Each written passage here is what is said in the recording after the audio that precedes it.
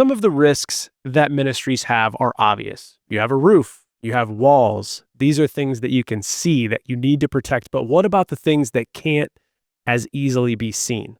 Things like your ministry's data, maybe the data that you have on the people that attend your church. These are things that are just as sensitive as all of the things you can see.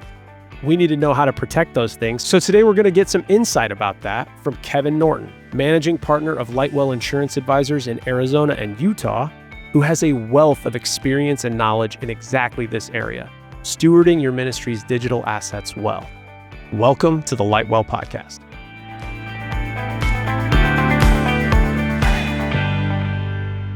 It is my sincere pleasure to be joined by my friend Kevin Norton. He is the managing partner of Lightwell Insurance Advisors for both the state of Arizona and Utah. Kevin, thank you so much for joining us on the podcast today. It's a pleasure to be with you, Adam. Thank you.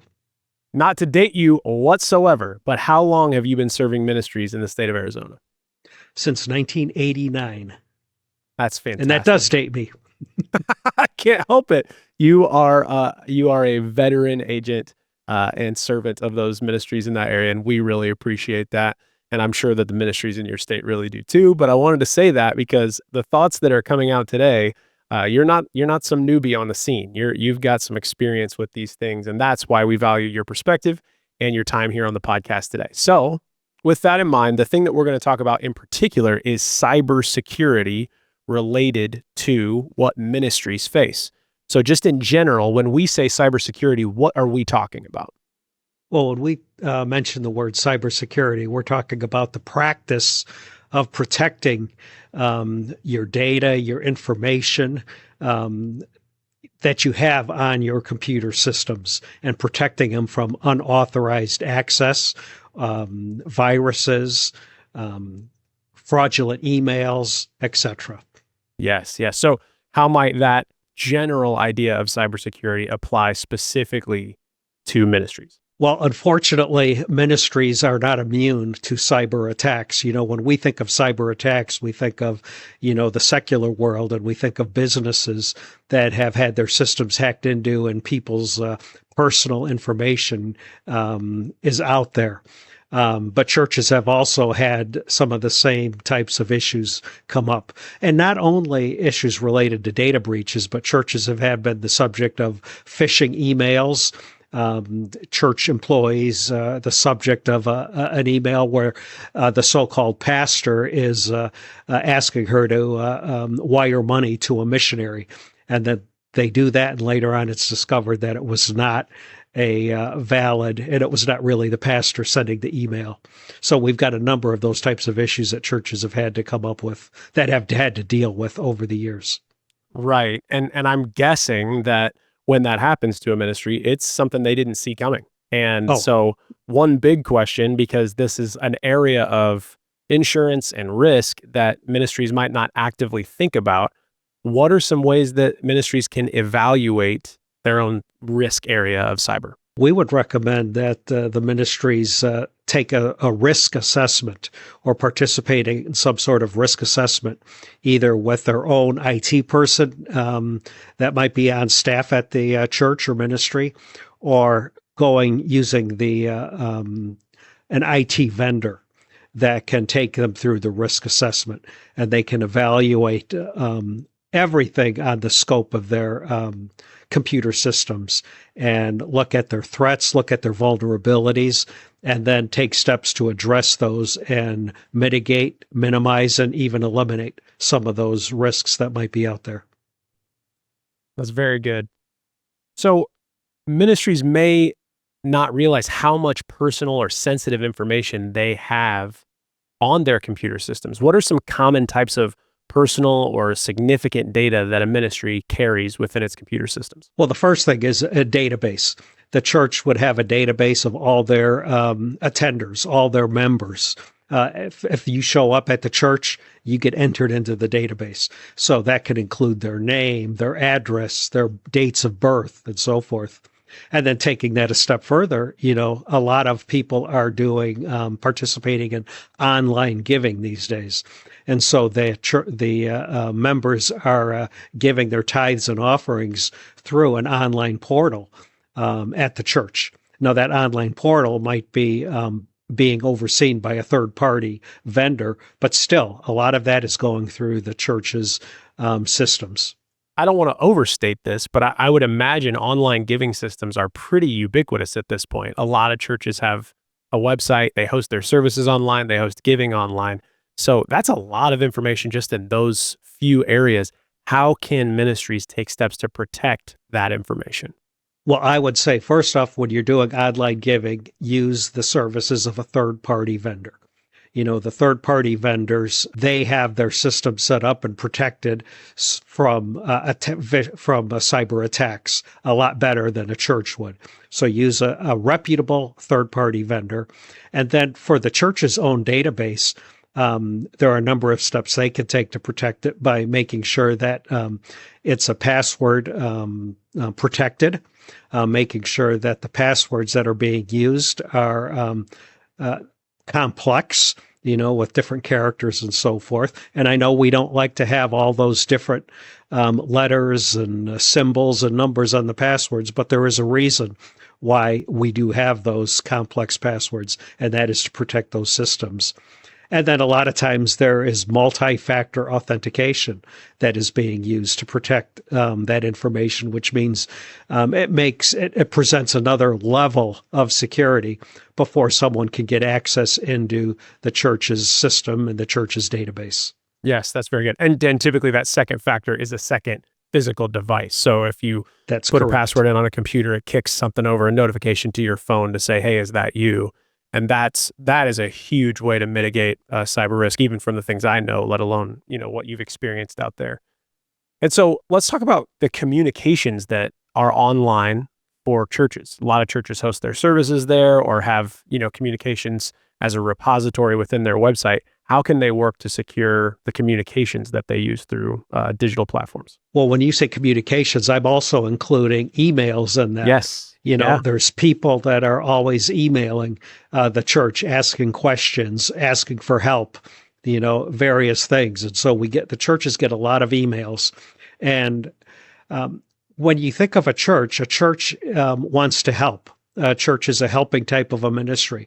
When somebody emails a church asking for help or asking for information, the church employees or volunteers want to do the best they can to help those people. And they're not really thinking about cyber issues related to emails and phishing emails and so forth. So, employees and volunteers at the church have to be trained. If they could do one thing, I would say, to an employee or to a volunteer as a church, is do not click on a link that might be embedded into an email. That is where problems can start. If there is an email that you receive and it's telling you to click on a link to open up an invoice or to open up this or that, we would say do not do that unless you are absolutely sure that the email is valid. That is so good. I mean, even just the simple reality of knowing what recipients or senders you can trust versus not trust can be the reason that you do or don't enter into some pretty problematic areas there. So you mentioned this, Kevin, that ministries have way more than just their staff that's accessing a digital portal that might have data on it, that might have personal information on it. They also have volunteers that run programs, that use a system and then get out. So how do you help a ministry train its staff and volunteers to bring consistency to how they manage those digital platforms? And that's a good point, Adam. You're not just training and educating your employees. You're training and educating employees and volunteers, anyone that has access to your computer systems and your programs and your software. So the first thing to do is develop a clear cybersecurity policy. You need to educate your people, again, employees and volunteers, on what cybersecurity is. What are the risks that are involved with cybersecurity? A lot of people don't even understand what the risks are when it comes to cyber. And so just educating them on those risks, the basics, and then just start training them regarding password security, training them on emails and what to look for, training them if something doesn't look right, that to alert somebody else and not to click on the link or go into an email. So a lot of it is educating first so they understand the risks that are involved. And then it also involves safe browsing. A lot of times your employees and people are looking on the internet because they want to get the latest and greatest ideas and how to grow the church and how to minister to people. So they're doing browsing, and so you want to train them on safe browsing too. And that could even include where the church will send out emails to their employees and volunteers, fake emails, to train them on spotting different things to look for, when they're looking at emails, and to trying to recognize better a valid email from a fraudulent or fake email. That is a substantial answer. There is a lot there to go on. I really appreciate that, Kevin. So with those, proactive steps in mind, if a church were to experience a cyber breach or even think they might be experiencing a cyber breach, what are the next steps to react to that? What are the best first steps after you think you've experienced a cyber attack? Well, I would say the first thing you want to do if you think you've been attacked is disable or remove any of the computers or networks from your system. Physically disconnect and disable them. You want to get them out of harm's way. So removing them, I would say you want to change all the passwords on critical accounts. You also want to document everything. Take screenshots of what you're looking at. Note down any unusual activity and gather all the evidence. And then make sure you contact your IT professional. Contact your insurance professional. And also, if it's some criminal activity that might be involved, contact the proper authorities.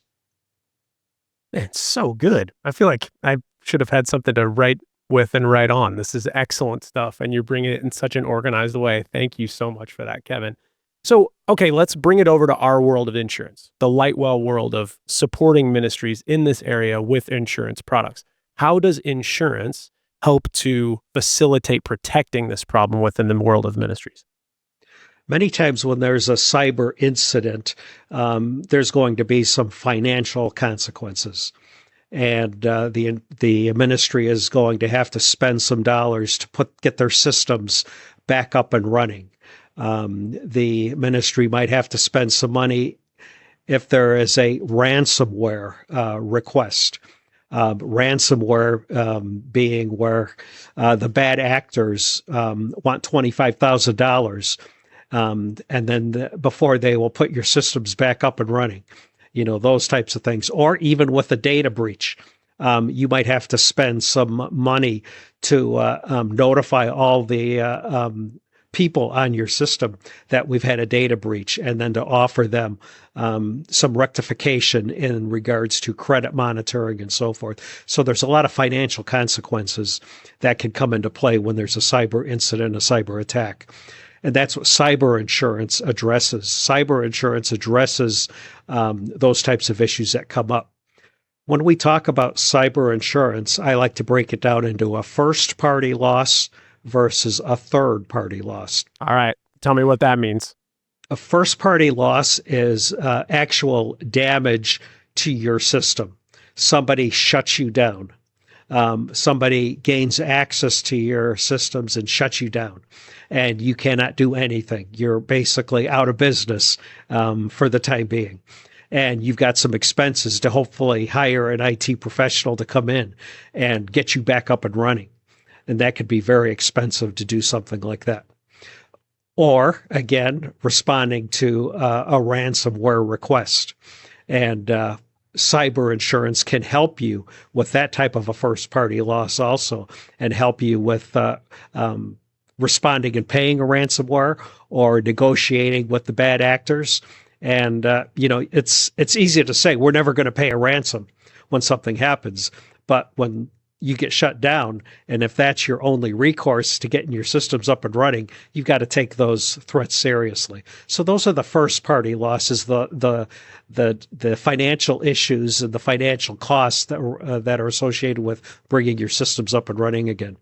Third-party losses are more of a liability type of an issue where some third party gets affected by a data breach or by some confidential personal information coming out there.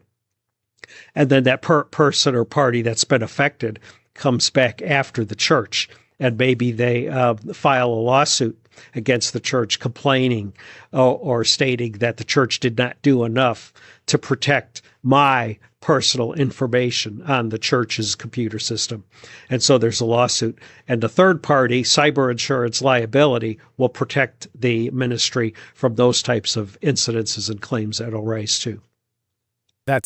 So third party then is, on a hypothetical, if I'm a member of a church, if I attend, but I'm not, I'm not in the system as the church, but I could get impacted because my data's in there. I'm the third party.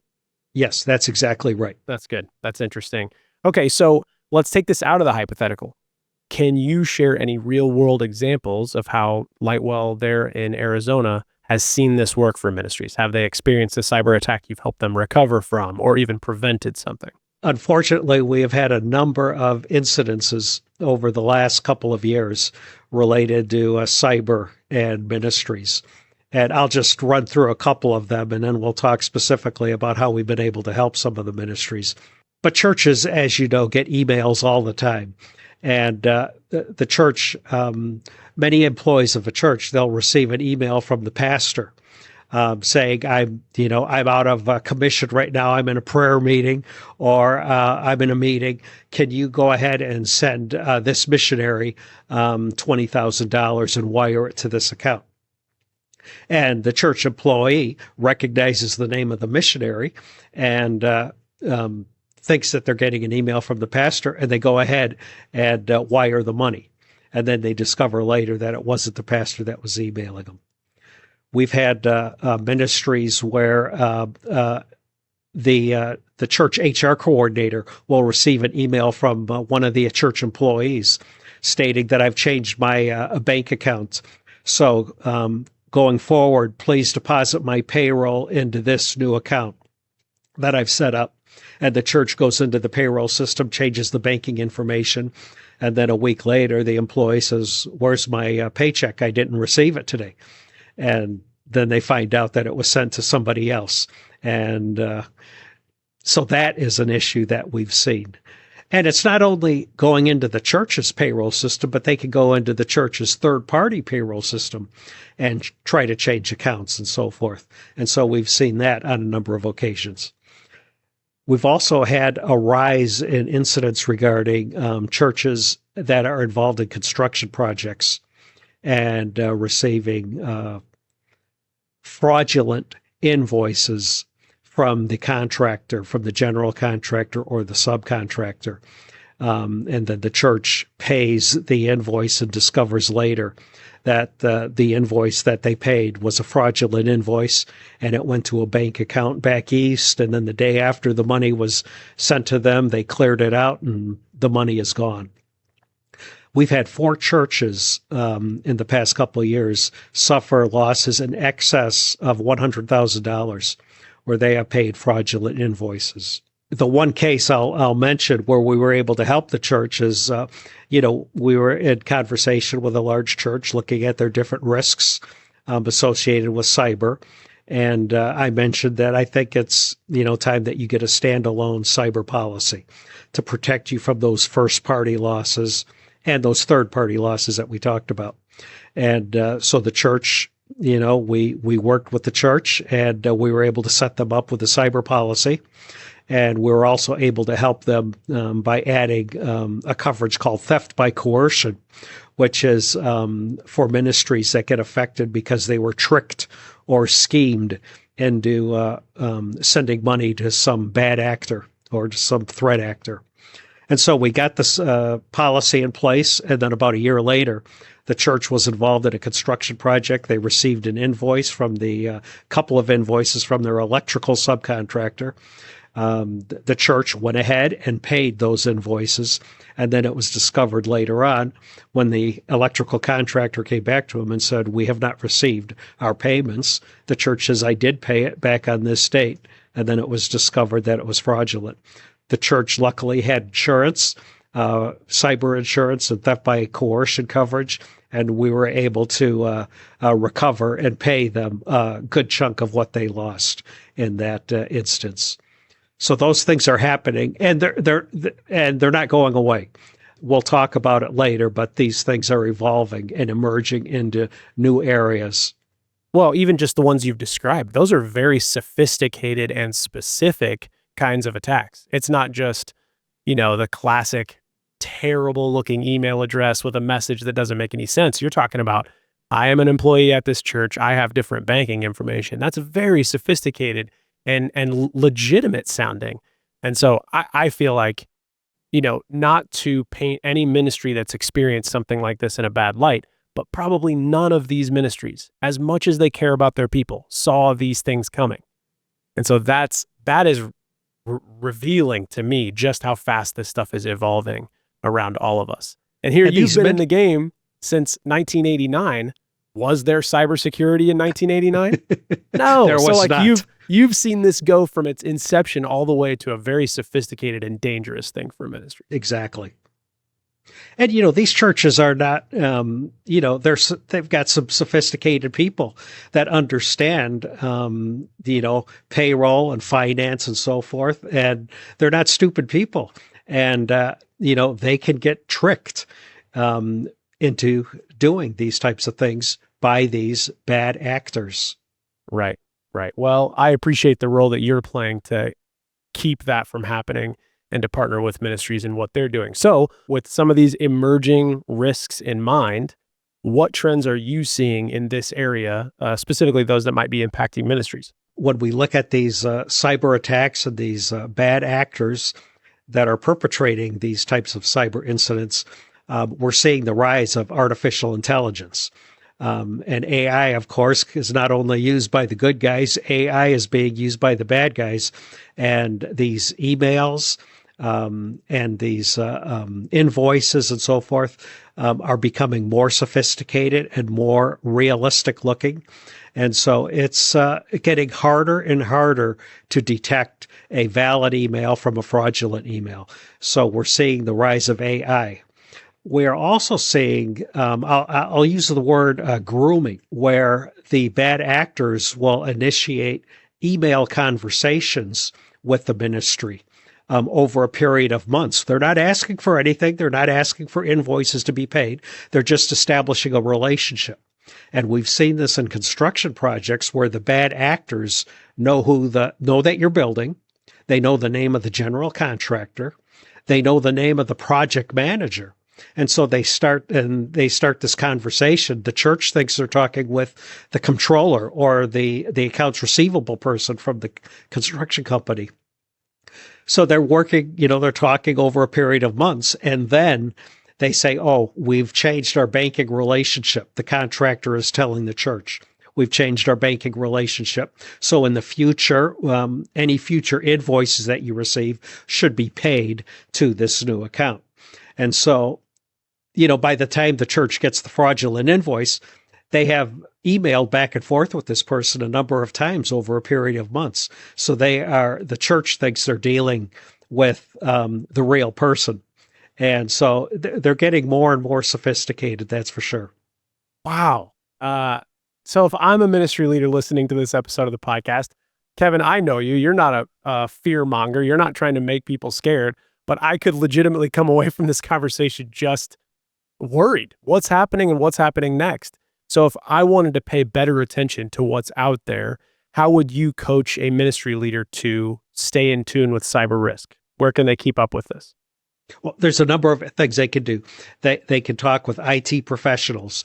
A lot of churches are involved in networks and groups with all the financial people, might have a network with a lot of the different financial people that are representing the churches, and they talk back and forth. Those types of forums and networks are a very good idea to stay up to date. There's a lot of newsletters. There's a lot of podcasts dealing specifically with IT.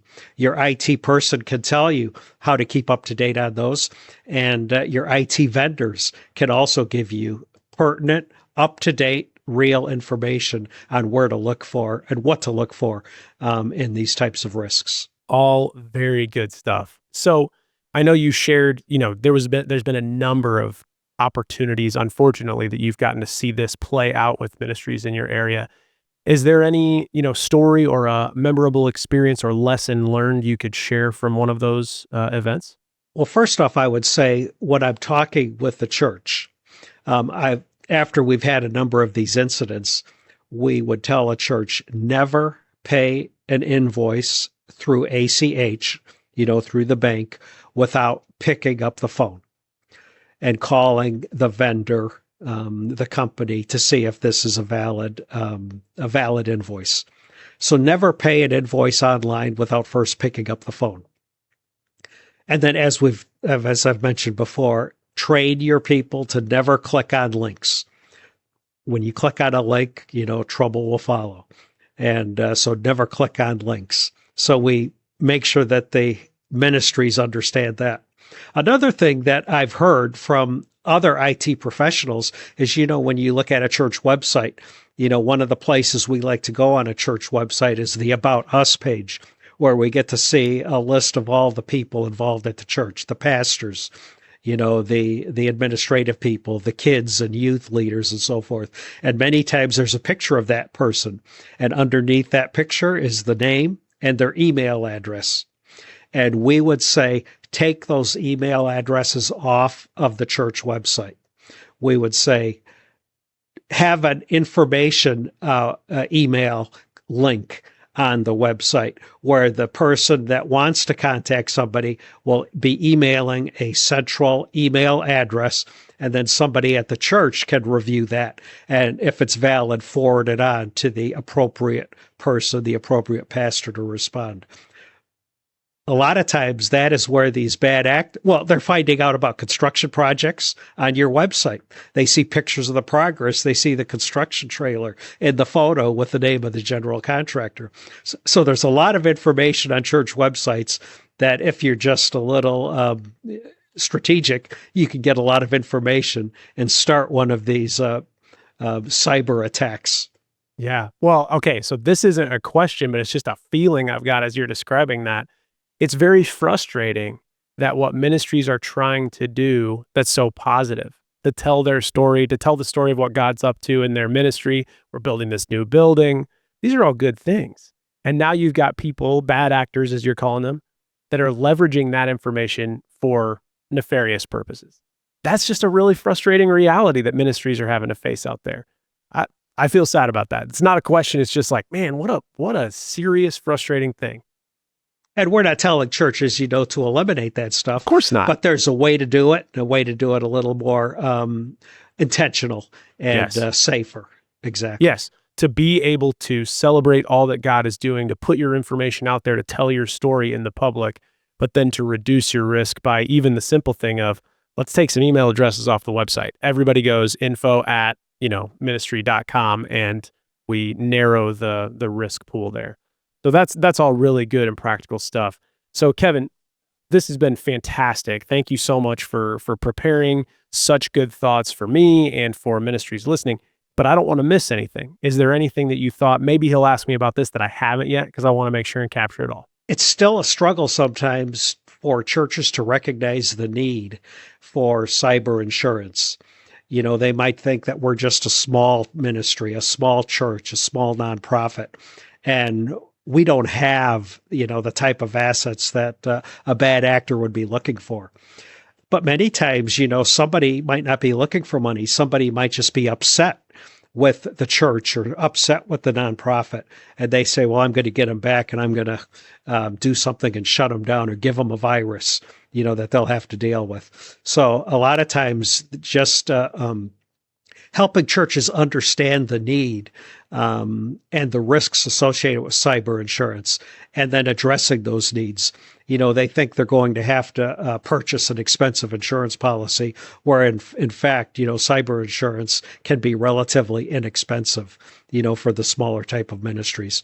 So it's an education process, and like with anything that's new and emerging, we're having to explain the issues that can happen to these ministries and help them address them. Is there anything as you're explaining that to ministries, like if I'm listening to this podcast as a ministry leader, is there anything that you a question that you ask or thing that you talk about in particular that seems to make the light bulb go on for ministries to see an area of risk that they didn't see before in this area specifically? Any conversation or talking point that's when they really seem to get it. Or maybe it's different with every ministry. Excellent question, Adam. When I'm talking with churches, many times they don't see the need for something like this. And when I can give them real life examples, hey, the church down the street suffered this loss that cost them, and I don't name names, but I say, this ministry down the street just had this happen to them. And they're still dealing with the effects of it, trying to get their information back up.